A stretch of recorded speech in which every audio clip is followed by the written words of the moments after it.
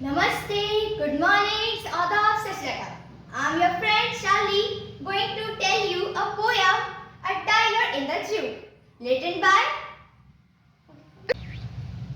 Good morning, Namaste, Adab, Sat Shri Akal. I'm your friend going to teach you a little poem, Tiger in the Zoo, written by Leslie Norris.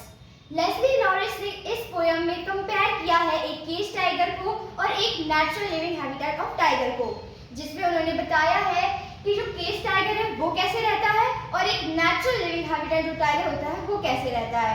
और ये जो poem है वो हमारे 5 stanzas में divide है। तो पहले 4th और 5th स्टैंजास में हमें बताया गया है कि जो प्रेजेंट कंडीशन है टाइगर की वो कैसी है, और 2nd एंड 3rd स्टैंजा में हमें बताया गया है कि जो नेचुरल टाइगर होता है वो कैसे अपनी जिंदगी जीता है, नेचुरली कैसे रहता है अपनी नेचुरल होम में। तो जो पहले स्टैंजा में लेस्ली नॉरिस बताते हैं कि जो टाइगर है वो केज में है और शांति से घूम रहा है, वो भी बहुत क्वाइट, क्योंकि वो बहुत होपलेस हो चुका है उसको, क्योंकि उसकी जो पावर है उसको केज के अंदर कर दिया। कंसेंट्रिक सेल, इसमें एक मीनिंग आई है कंसेंट्रिक सेल, इट मींस वो जो पिंजरा है उसके अंदर है उसकी पावर। और जो उसको टाइगर है, जो पूरी जो स्टोरी है, जो पोयम है, एक टाइगर के अराउंड है। एक टाइगर जिसकी हम स्किन को अगर देखें तो वो रेडिश ब्राउन कलर की जो विविड की स्ट्राइप होती है, रेडिश ब्राउन येलो, अगर हम उसको पहचानने की कोशिश करें तो वो इस तरीके से हम पहचान सकते हैं उसको। तो ये टाइगर जो अंदर है वो काफी उदास है और अपने जो उसके जो पैट्स है, उसके जो पैर है वो काफी सॉफ्ट है और वो क्वाइटली इधर उधर घूम रहा है, लोगों को देख रहा है। तो पहला स्टैंजा हमारा खत्म होता है। दूसरे स्टैंजा में बताया गया है कि जो टाइगर है वो डियर का शिकार करता है, क्योंकि वो जंगल में रहता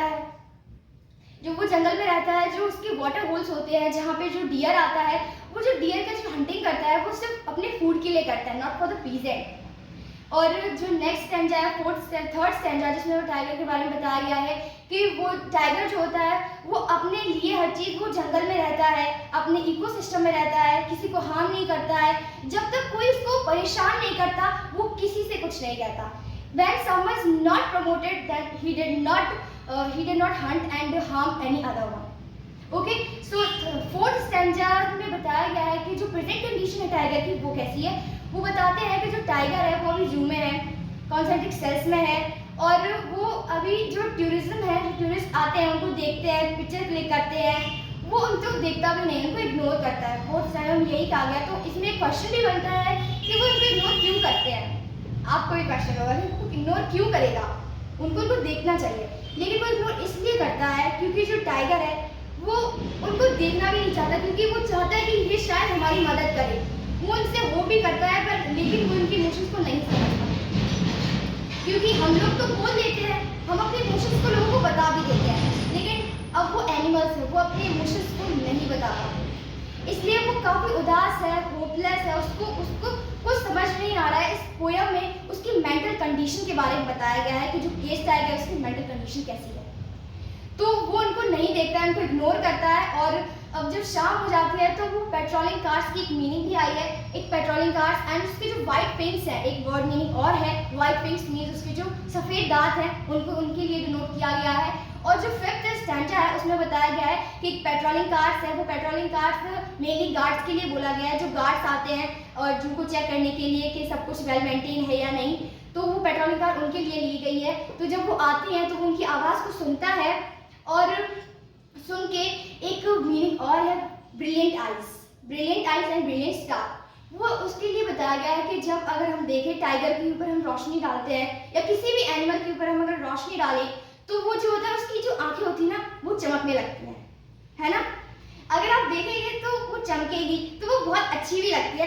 तो जब रात होती है, लाइट आती है, जो पेट्रोलिंग कार्स की जो रोशनी होती है उसकी आंखों में पड़ती है और वो उन तारों को देखता हुआ और उस गाड़ी की आवाज़ को सुनता और उन तारों को देखता देखता सो जाता है, और जो उसकी कंडीशन है वो वैसी की वैसी रहती है, वो नहीं बदलती। और इसीलिए वो चाहता है, जो लेस्ली नॉरिस हैं इस पोयम में उनका जो मेन थीम है, उनका थीम है फ्रीडम। और अगर इसका मैसेज और सेंट्रल आइडिया देखी जाए तो ये जो पोयम है it's surrounded by a tiger, only a tiger. उन्होंने बताया है कि जो टाइगर है, उन्होंने कंपेयर किया है ना टाइगर को, cage tiger, natural habitat of tiger को। उन्होंने कहा है कि जो फ्रीडम है, हम अपनी सेल्फ सफिशिएंसी के लिए उनको अंदर रखते हैं। हमने ऐसे पेड़ों को भी हम काटते हैं, ये भी एक इसी में आ जाता है, जैसे एनिमल्स को हम अंदर करके रखते हैं और पेड़ों को काट दिया हमने। काफ़ी ऐसी कुछ चीज़ें की हैं हमने जो हमारे एनवायरनमेंट को काफ़ी हार्म कर रही हैं। तो उन्होंने कहा है कि freedom love by all, everyone. If अगर ह्यूमंस को भी फ्रीडम चाहिए तो एनिमल्स को क्यों नहीं, क्योंकि वो बोल नहीं पाते, इसलिए हमें उनको फ्रीडम देनी चाहिए। इसलिए उन्होंने यही कहा है कि हमें उनको बंद करके नहीं रखना चाहिए, हमें उनको नेचुरल होम देना चाहिए जिससे कि वो अपना सर्वाइवल कर सके। उनको भी ऐसा ना लगे कि ये हमारे साथ गलत कर रहे हैं, वो भी हमसे अच्छे से, अगर हम उनसे अच्छे से पोलाइट होंगे तो वो भी हमसे पोलाइट होंगे। क्योंकि एनिमल्स मिमिक, उनको हमें उनकी हमारी भाषा समझ में नहीं आती, उनको प्यार की भाषा समझ में आती है। अगर आप उससे अच्छे से बिहेव करेंगे, अगर आप अपने बाहर भी देखेंगे डॉग होता है, अगर आप उससे अच्छे से बात करेंगे तो वो भी अच्छे से ही आपसे बात करेगा। अगर आप उससे अच्छे से बात नहीं करेंगे, उसको चिल्ला देंगे तो वो आपके ऊपर भी चिल्लाएगा, आपको काट भी सकता है। सो बी केयरफुल एंड हमेशा एनिमल्स को भी केयर दीजिए, प्यार दीजिए, जिससे कि वो भी आपको सेम चीज़ दे सके। सो ये हमारी पोएम थी। I hope you like. Be happy, be healthy and be cool.